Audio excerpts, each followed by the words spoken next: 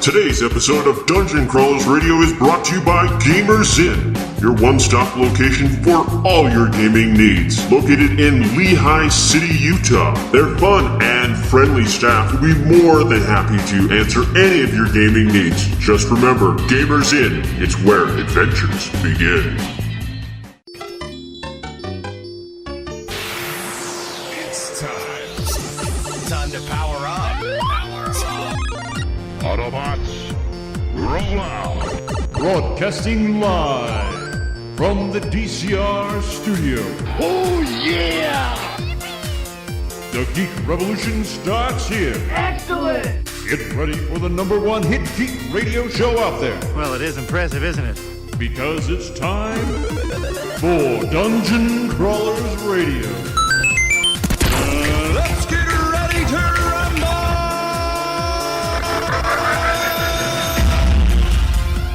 And now, the moment you've all been waiting for. All right, everyone, welcome to another episode of Dungeon Crawlers, where we are here with Carl Hackman to talk about his latest novel, which is Gerald and the Amulet of Zonrach, which is not only an ebook, it's also in physical book, and now it's in audiobook, which is fantastically done. So, let's talk about Gerald and all the goofiness that Gerald gets into. Yeah, so who is Gerald, first of all, right? Yeah. Well, actually, Gerald is a little wizard, and he's sort of not very good at what he does. Now, the main thing about where he lives, the realm that he lives in, wizards, their power is all to do with their height. And it's not natural growth. When they reach, say, 4'8", then there's a wizarding gene that's in them, which actually then activates. And every time they do something good, they can get promoted in inches. The maximum height they can get is about 6'3", but every time they actually screw up, they get demoted in inches. So this is, and Gerald, not being a good wizard, tends to sort of get demoted quite often. Yeah. So does that mean that I'm demoted in this group? You'd be like 2'2". Maybe. Oh yeah, you're shrinking already. Once you get back, and when you get back down to if you get to 4'8", and then get demoted one more time, you end up at 4'7".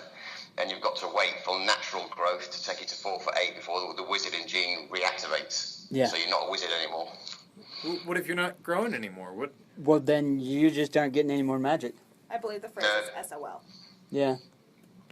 What about one of those like stretching, like torture devices? Would that work to gain that extra? I'm get deadly serious. To get on a Stretch rack yourself and back into magic. Yeah, rack yourself. Do you realize how important this would be? Yeah. Like you would lose magic. That's But- it. Yep. But what if that gives you dark magic because you tricked it? Can you trick it and get dark magic? No, but Gerald does take shortcuts and buy spells. That's what ends up losing him inches half the time. I also love the fact that he also kind of uses comic books. Yes. What? Yeah, I've read it. But he uses comic books for inspiration and magic. It's kind of comical. By the power of Grayskull? Like Almost. I will make magic? I have to know more about this. Somebody explain this to me. Maybe you should read the book instead. I'd like to. But this is for people who have not read the book yet. How do the comic books come into play? Because he likes to take shortcuts, so he thinks instead of actually studying correctly in in the libraries and things like that, he'll go down to a little marketplace where he can buy bits and bobs and like wands and things like this. It's nothing like Diagon Alley. It's just this is just a little sort of like marketplace behind the bar, and he goes in and he sort of gets himself comic books of famous wizards, and he sort of follows their story using that, and he gets his inspiration for that. But he also meets a guy who knows a guy and buys like a spell or things like this, and he keeps trying to do things that he's really not capable of doing, and he normally makes big mistakes. And right at the beginning of the book, he makes a massive mistake which loses him an inch straight away and actually gets him banished from his village. It's awesome. This kid sounds like my kind of kid. Hey, Yeah. you know, and We're right up your alley. and I have to say, Behaving. poor Colin, he reminds me so much of Sam from Lord of the Rings, and Colin just puts up with Gerald and all of his craziness. Actually, Colin's pretty good to him. And all the mistakes Gerald makes, he actually does. And he actually does have a big influence on how Gerald progresses. So, writing this book is obviously, of course, been a love. How is it now that I'm assuming you've listened to the audiobook? How is it to hear the narration of this and hear it in the tone and the voice the new narrator is using? It's pretty hard to describe. It's really weird when it's something you've written. I mean, you'll get the same thing. Yeah. When yours is finished, but it's just really weird hearing the words that you put down sort of coming out as if you was listening to a radio show. Yeah. It's really strange. I still can't, it's still every time I hear it or hear parts of it, I still get a little tingle, thinking that those words that are being spoken by an actor are words that I wrote. Yeah. Well, and he does such a great job. I love the fact of how he just brings the characters to life. The villain, I just love the villain. Just fantastic. Vabalaz is. Yes. He's an actual nutter. Yeah, just the name Vabalaz. I love it. Tell us more about the villain, because I'm the ignorant guy who's in the dark about all these books. I'm still catching up on Harry Potter. I'm a little behind the times. So tell me about this villain. Well, Vabalaz, he was actually thrown into a prison for basically insurrection. He was trying to... His main goal in life was to create a whole new Wizards' Council, which each part of the world, a different realm or a different city, whatever, will basically hire wizards for their courts. Instead of... Because the wizards in each court at the moment, it's progressed to a point where wizards are near enough seen as a joke, they're not actually respected as much as they should be. And this Vabalaz's big thing. And he was thrown into prison, and he was basically near enough at the maximum level of his power. He was about 6 foot tall, but they took 12 inches off him. Oh, wow. Yeah. I was so just about to ask. 5 foot tall. I was just about to ask, how tall is he, which I realized was kind of a funny question, but in this regard, I guess that's pretty normal. So he lost an entire foot for what he did. Yeah, they demoted him 12 inches, basically just to remove his power so he wasn't going to be a problem anymore, and then stuck him in jail. But he was supposed to be in prison for centuries. But the problem is that Gerald's little escapade at the beginning of the book allowed him to escape. Yes. Oh, wow. So I imagine he wants Gerald to be on his side now, right? No. Well, no, Gerald actually goes and gets something which Vabalaz really needs. Now, I can't put too much into that because it'd be a bit of a spoiler, but what he does, Gerald, in his own little way, manages to obtain something that Vabalaz could really do with, especially now that Gerald's done... Basically, Gerald, what he did at the beginning was... Spoiler alert. Yeah. Right, Gerald was trying to create a hill for his village. Whenever Gerald does spells, normally he tries to do it for somebody else. This is one thing about Gerald. He never does basically anything directly for himself. Yeah. So he tried to create this hill to beautify his village. But what he managed to do was break away part of the realm from the rest of the planet. Yep. Dang. So, and there's something to do with this amulet that will allow Vabalaz to achieve his aim of creating a whole new wizard realm.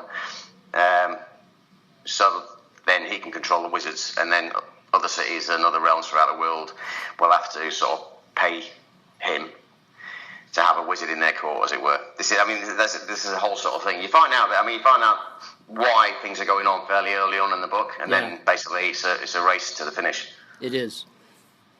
And I love the fact that you incorporated a dragon into the story. There's a dragon? There's a dragon. What's the dragon's Oh, name? yeah. Zach. I can't pronounce it in its full form, but it's Zach. Okay. Zach Ramaron. There you go. I'm sorry, what was that? Everything sounds better in an English accent, though. His name is Zach Ramaron. Yeah. That's The double R, the rolling R. Yeah. But what is it? What is it called when you stretch out the A like that? Zakramanam. I don't can't know. remember. Fancy English language. I can't roll my tongue. It's called English. Yeah. I can't do that rolling of the R. Neither can I. That's why I flunked. Oh, you wait till you meet the other dragon then and try and pronounce that name as well. Yeah. There we go. Can you give us a sampler? Drum Clarkle. So he's actually ended up being called Drum, but as you can see. I think I want these dragon names See, as like ringtones. I'm really feeling bad now. I just called my dragon the Beast, and you have like these awesome names. Yeah. Oh well. Yeah, but yours fits the Yeah. story, doesn't it? It does. I mean, it fits the story, and yours fits your story as well. Again, a beautiful story. It's lots of fun. My kids are reading it right now, and they're loving it too. And I've never been a fan of Harry Potter. I have never not admitted this, but I love this story. It is so much fun. I enjoy it more than Harry Potter. You wait till you read book 2. I'm excited for book 2. Yeah, I'm 43,000 words into it. Yeah, you've been writing quite a bit. You have one manuscript already done, and you're working on Gerald too, and one submitted. Is that right, or is that the other one? Yeah, no, I've got one submitted to Curiosity Quills at the moment called Jaguar. It's a completely different story. It's nothing to do. It's nothing like this. Yeah. You probably wouldn't even realise it's the same person who wrote it. I mean, I love that book. That was the first book I ever started, and for me, that's something special because of the way I think about animals. Yeah. So really, it's a big part of me. Is Jaguar. Nice. Now, for those that haven't listened to the last time we had you on the show and don't really know you, can you kind of give our listeners a background about who you are? Well, obviously English. Yeah. I was in the Navy for 18 years as a gunnery instructor. I was discharged when I broke my back. I did a bit of computer programming, and then we moved over here to the Dominican Republic. And when I got here, I started helping animals and things like this. And I wrote Gerald. And then while I was submitting Gerald around, I finished Jaguar, which is the first book I started. Finally got Gerald published, and then started work on Gerald 2. And I'm also got another book called Wilfred that I'm halfway through, which is about an Anglo-Saxon boy. So, but basically that was it. I was sort of like in the Navy for most of from when I left school until I left in 1996. Yeah. You can hear the dogs. And there are the dogs. We've got 11 rescue dogs in our house. Wow. Now, did I hear you correct? You said you broke your back? Yes. Ouch. So I was medically discharged. Can we ask what caused you to break your back? I had a seizure. Oh, wow. Only once ever in my life. Well, but it was strong enough to break my back, because my back muscles were that strong at the time. It actually crushed 2 of my vertebrae. Wow. Being in the Navy and a gunnery instructor, I definitely need to talk to you about guns and stuff like that, because I need some more expertise on that. So was it the British Royal Navy then? Yeah.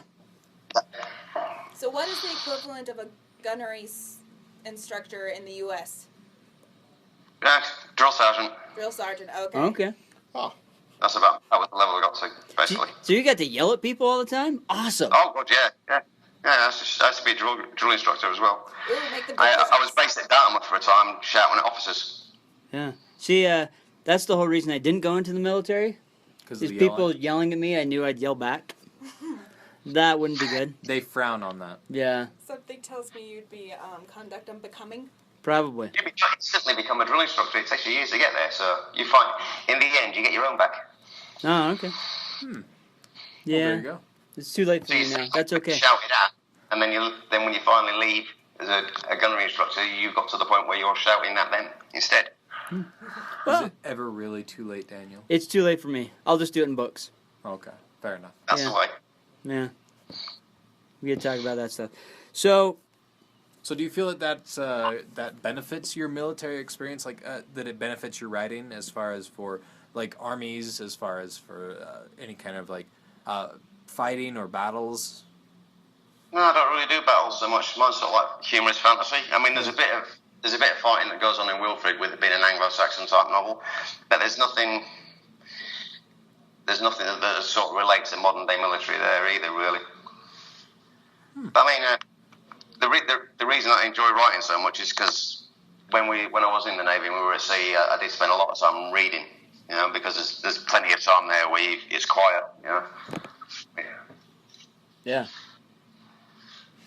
So to get through books, like loads and loads of them. Nice. Now, with the events that have been set up in book 1, with Gerald. Yeah. I'm assuming we're going to start seeing some of those events starting to connect within book 2, and then is it going to be a 3-book series, or is it going to be beyond that? Oh, God knows. This is, I mean, Gerald basically is episodic. It's a bit like Discworld. Okay. So, I mean, you'll hear some references to, like, book 1 in book 2, but there's no overreaching, like, plot arc. So each book's episodic, so it's a lot. It's like following Rincewind around Discworld, so there can be as many books as there want. Oh. I like that idea. That's ingenious. Nice. That is brilliant. Man, why didn't I think of that? Oh, well. No, I love that idea, because you can pick up any book and you don't have to go back to book 1 or book 3 or whatever. You know, every book is its own adventure. Yeah. Yeah, it is. Yeah, there's no sort of cliffhangers, which means you've got to read the previous book. I mean, you may want to find out more of the backgrounds on Gerald, and especially some of the small references, because in book 2 there are some references to, like, Babalaz and the Amulet of Zonrach, but there's nothing there that would prevent you enjoying that story. Yeah. Just on its own. Yeah, it's just back That's history. good. That's good. Yeah. I like that idea. I'm lazy, so I definitely like that idea Well, because no, because when you think about it, books like Game of Thrones series are, 1,000 pages? yeah, Forget about that, the Wheel of Time series.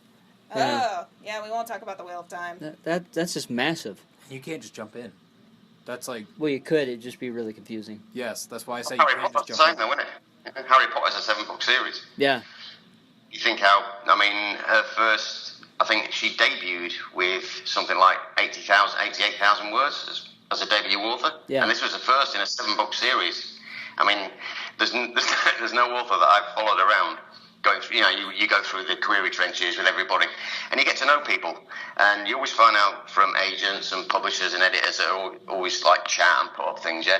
They don't say this is the first in a series. What you do is you say this is my debut novel, yeah, and you say that it's got series potential, but there's no, you can't go to an agent or something and say this is the first in a 7-book series, because they'll just go, Yep. No, I mean, that's what I did. I said, okay, it's a standalone. I mean, I put enough of a twist at the end that I could make another one, but yeah, and that's how it got picked up. So, and that's what a lot of people do. Wow, Yeah, really? I mean, that was amazing how she managed to get that done. Yeah. That's good to know. Yeah. Well, it makes sense, because if you're a first-time author, they don't want to jump in on 5 books. Yeah, nobody wants to touch Because who knows if all 5 books are going to be that great. But hey, this is a one-time shot deal, and if it works out great, awesome. If not, they're not out that much money. Yeah. I mean, they're really worried about debut authors, because if a debut author comes up and turns around and says, right, I've got a 5-book series, they won't be convinced that the author will actually write all 5 books. Yeah. So I mean, they may get stuck with only 2 books written. It's like, oh my God, what do we do now? Yeah. Or Game of Thrones, where they're still waiting on what book number. Yeah, Game of Thrones, where he still hasn't finished it, and yeah. And then there's Wheel of Time that almost didn't get finished because the author died. Yeah. Yeah, but then Brandon Sanderson took over. Yep. So he did a brilliant job as well. Oh yeah, I actually like the ending. The pacing picks up so much better. So. I mean, my favourite book of Brandon's still Elantris. Oh, that's actually my favorite book. Yeah, I love that one. The storytelling, and it's what his first book published. Yeah, that was his debut novel, wasn't it? Yeah, and it's brilliantly done. So, and then the graphic audio version of it's really good too. So, yeah, I really enjoyed that one. It's, graphic audio, if you don't know, is audiobook, but the way they present it, every character has their own voice actor. So it's pretty much how they call it. It's a movie in your mind. It's like a radio. It's a radio drama. Yeah, that's a better way to Can determine. everybody do it that way? I want to listen. I Yeah, but when you're Brandon Sanderson, they'll take a chance on hiring X amount of actors to do it for you. Yeah, you have to have a very huge cast. Fair enough. Yeah, but that's okay. Maybe we will next year. Maybe Gerald will get to have that. That would be even better. I would like that. I approve. Yeah, but the audiobook though, in itself. I still think it'd make a brilliant movie. Yeah, no, I think it would be a great movie. It's really fun. It's entertaining. You have characters you can immediately fall in love with, because let's face it, we've all made mistakes. We all have bumbled something. Yes, but we don't lose inches for bumbling. Yes, we don't lose inches, but we do lose self-esteem and stuff like that. Mm-hmm. Yeah, True. But the one thing about the Gerald book is because our kids always focus on height. Yeah. And they're always like 4 foot 8 3/4 or something. Yeah, there's always that quarter of an inch. They're always really proud of getting that big. Well, What is wrong with that? There's At least nothing with wrong Gerald. with that. Nothing. But this is the thing, see, in Gerald, you can actually gain inches, and it's nothing to do with like genetic growth. So you can, if you actually study hard and become really good, you will gain inches in promotion. So your stature will grow as you gain power, as you get stronger, and as you get. Yeah, So work hard and you'll grow. I want this world. This would be awesome. I could be taller. Inch. You want that last half inch? I am 5'11.5". And Well- I want that last half inch. It gives a whole new meaning to the term of learning and growing. Yeah. Yeah. Uh-huh. Way to go, Deep Baron. You Baron, you did it. Yourself. That was my last thought for the day. Good night, everybody. There it is. He's out here. No. I'll go out on one good one. Yes. But, We're gonna be here for a while if we all need one good thought. Because everybody get comfortable. I like to quit while I'm ahead. I got a lot of sarcasm. Now, to find the book, it can be found on Amazon. The audiobook is on Audible. You can also pick up on Barnes & Noble and several other places, correct? Yes, that's correct, yeah. So, For anybody from Canada who's actually listening as well, you can pick it up in chapters. there it is. So, where can people follow you? I've got my Facebook page is Carl Hackman Author. Twitter is Carl Hackman. Instagram, I think I'm Carl Hackman Author, and I've also got the website carlhackman.com.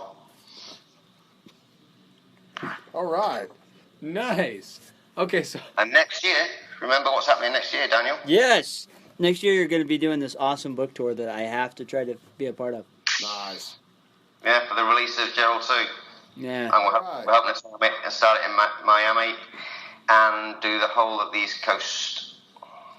Yes. Which is, and when is that happening? so next year.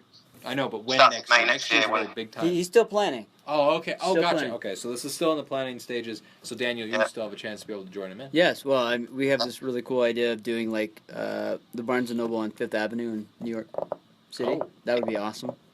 Yeah. That would be incredible. Yeah. That's the general idea, yeah. But But I'm going to do every state up the East Coast Yeah. 3 months. I don't know what you're laughing about. People are laughing. It's crazy. Anyways. Oh, I'm so sorry. They're showing pictures now. This is nuts. This is what happens when everyone else shows up. Mackenzie likes to make everybody laugh. Yes. So So she doesn't have to snort. There it is. there it is. There's the snort. There We got it out. Here it comes. We need to see these pictures, so you're going to have to put them up. Yes. We'll have to send them Please over. do. Please do. So, Add him to the group. what was it that kind of inspired you to change from an avid reader to someone that decided to take the chance and write a story? No, I mean, like I said, I've always read, when I was a kid, I used to love reading, and when I was in the Navy, whenever we were at sea, or whenever we had quiet times, I was always reading. When we were at action stations or at defence watches, and everything was quiet, I'd always have a book in my hands. And I had this thing that I thought I'd just love one day to be able to hold a book that I'd written in my hands. Yeah. I was such an avid reader that I just wanted that ambition. And I never thought I'd ever be able to do it. It was just one of these dreams that I'd already had, I thought, but I never thought I'd achieve it.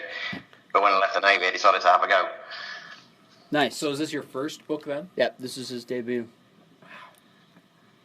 So, no, I mean, I agree that that feeling of having that book in your hand that has your name on it instead of someone else's is surreal. It definitely is. It is amazing. I held a script. Does that count? It does. I've held Yes. scripts, but they're never published. They're just, we're gonna make a movie. But it's to actually have a published work It's with done. your name on it. Yeah.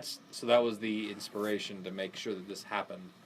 That's just But, incredible. but also, with Daniel would probably say the same thing, that he wanted he didn't just want to publish a book. What he wanted was someone to say, yes, we want to publish your book. He wanted somebody to have faith in what he produced. Yeah. They do the artwork, they do the editing, they do the audiobook and everything.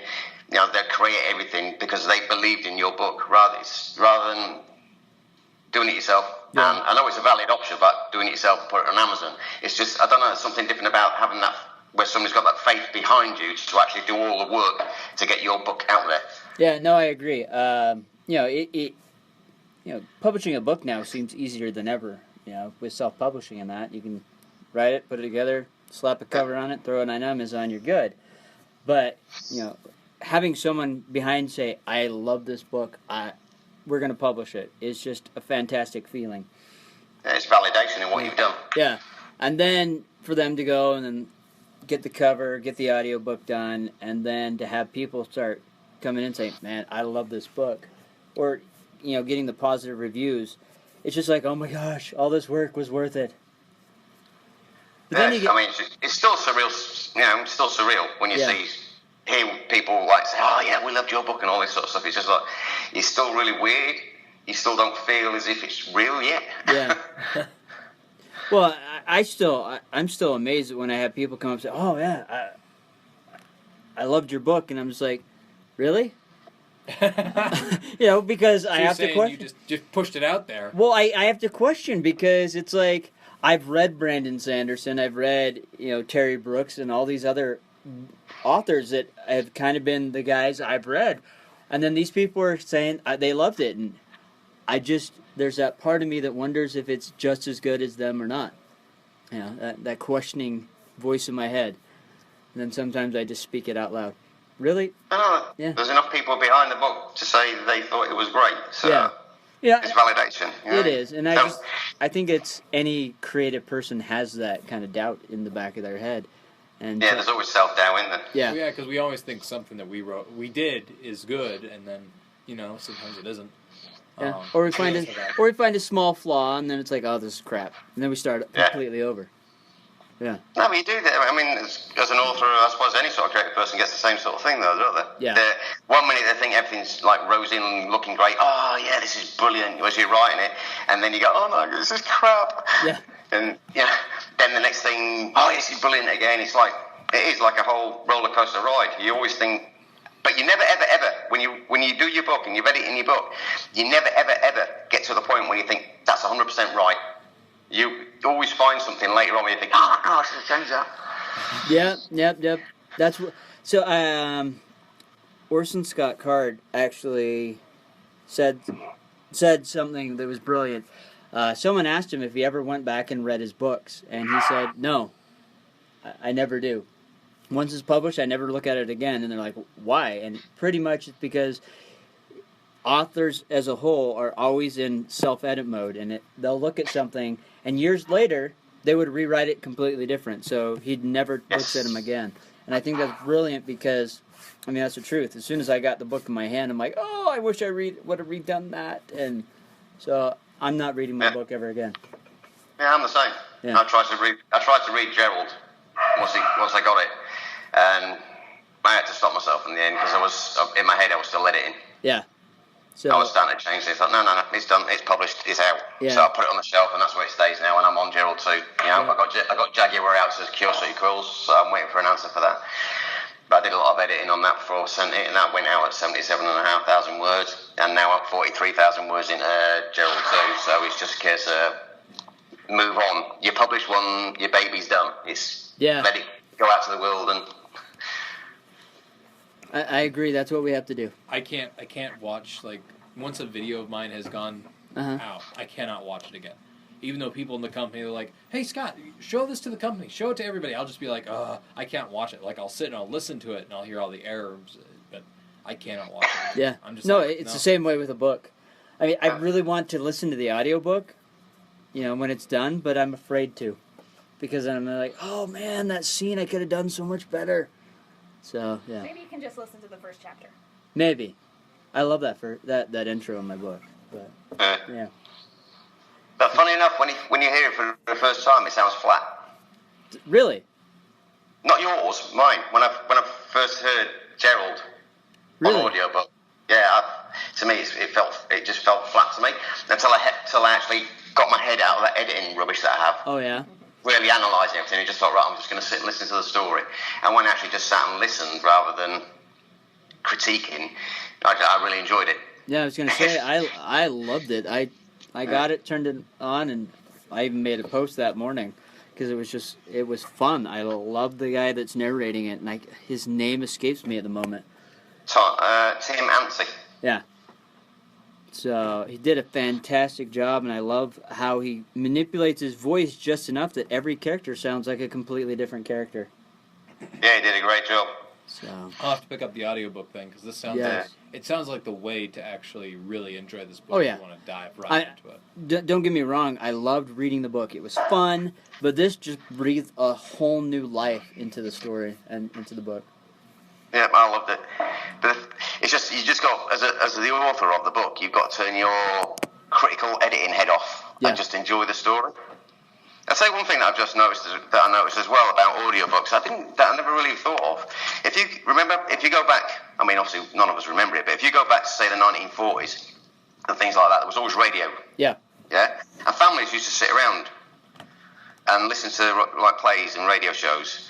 I mean, if you could get people to do that with audiobooks, turn it into a family event where they all sit around and listen to the audiobooks, that'd be amazing, wouldn't it? Oh, yeah. That's actually, don't let my wife hear you say that, because she does want to do that. Every single time, like, I'm listening to a Harry Potter book, she'll say, hey, where are you at on that? Let's just sit down and watch or listen to it as a family. And I'd be like, but it's my driving audio. That's my lawn mowing music. That's what I listen to. Yeah. So she wants to just listen to it as a family. Well, then pick a separate book you can do that with.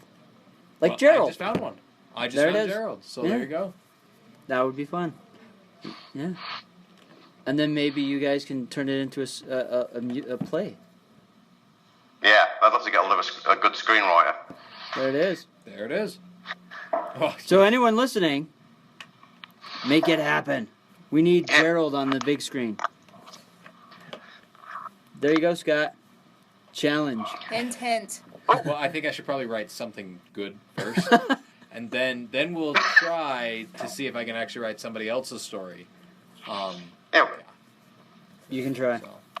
Yeah. What's it called? It's called a treatment, isn't it? Yeah. Yeah. Treatments aren't that bad, but all right. The whole thing. Oof. Okay. I don't know. I couldn't do a screenplay. Book is more of my thing. See, I do much better with screenplays. I do much better with visuals. Because you know that the only people that are going to read that are actors and the cinematographer, basically. Okay. So, you put in a little thing, make sure this thing is lit, this thing is what you see, and this is the important stuff, all the rest, have fun. It's much more lazy. Okay. Interesting. At least, it's easier for me. Maybe I shouldn't say lazy, I should say easier for me. It comes more naturally. Okay. So. Whereas in writing you have to describe the scene and things around. Exactly. I know I'm not speaking to like a gaffer, an electrician, and an actor. I'm speaking to the entire world. Yeah. And my dialogue has to be understood by both like the 6-year-old that's reading, and by the 84-year-old, and by the 18-year-old. And what's worse is all three of them need to be entertained at the same time. Yes. Exactly. And so that's much more. I feel that's much more pressure. I can see that. Not to mention my grammar will actually come across. In a script, the only grammar that's going to come across is either the title crawl or the actor's ability to that's the best it. part about having editors. They can help you with that. That's true. Yeah. I don't know if they could edit. Sometimes it's rough, but other times it's not so bad. That'd be a lot of editing. I mean, is there going to be anything left of me in there? Oh yeah, there's plenty. There's plenty. Try working at an international desk where your grammar has to be so different to make sure people in Asia who is not their first language understands everything. That's what I do every day. Fun. I only do it like once a week. I do. I write emails for a living. That's awesome. And so you've got to do translations. I'm a different kind of writer. But you're an important writer. Yeah. I make people angry because I enforce deadlines. That's okay. Editors do that too. Oh, well, there you go. So do publishers. There we go. That's what I am. So you got 3 weeks. We haven't heard how far you are on that book. How far are you? You got 3 weeks. Yeah. You've only done 3 emails and it's noon. You're Yeah. slacking. Yeah. Well,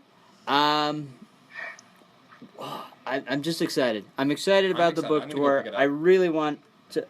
All of our listeners, I really, really want to stress: go pick up this book. It's a fantastic book.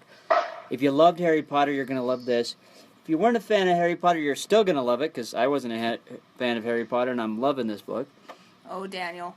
I know. Everyone shakes their head at me over it, Shake my head. but I'm enjoying Harry Potter. yeah, that's okay. Enjoying. This is That's a what I said. great book to pick up. It's got grammar dragons. correct. It's That's got what I said. I'm magic. enjoying it. You guys are just arguing behind me. It's got magic, dragons. It's got a wizard that screws up We would never do anything. and does his behind best to fix it, Who's got an awesome name? and has Yeah. it. Yeah.